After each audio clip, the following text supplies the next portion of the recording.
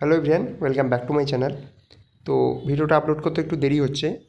আপনারা জানেন যে ওবিসি কেসের জন্য কিন্তু সমস্ত রিক্রুটমেন্ট প্রসিডিওর যা আছে সব কিন্তু থমকে আছে এবং এখনও ধরে নিন যে আগস্ট মাসের আগে কিন্তু কোনো ধরনের যে নতুন কোনো পরীক্ষা বা তার রিক্রুটমেন্ট সেগুলো কিন্তু হচ্ছে না।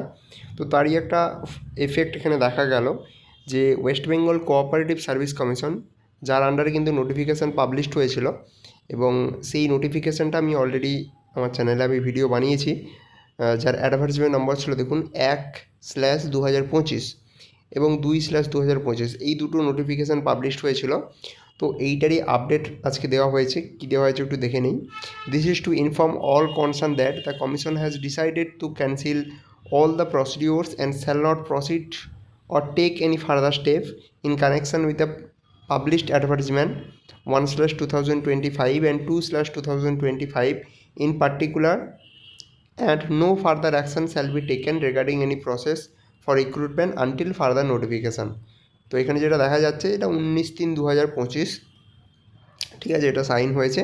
আজকে 20 তারিখ, কালকে আপলোড করার কথা ছিল কিন্তু আপনাদের করা হয়নি।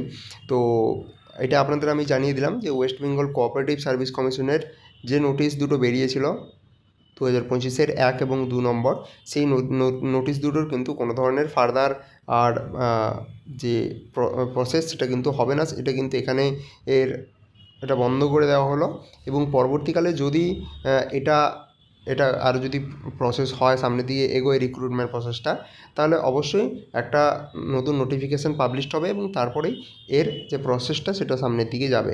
ঠিক আছে, তো এই ধরনের আপডেট জানার জন্য অবশ্যই চ্যানেলটিকে সাবস্ক্রাইব করে পাশে থাকবেন। ধন্যবাদ।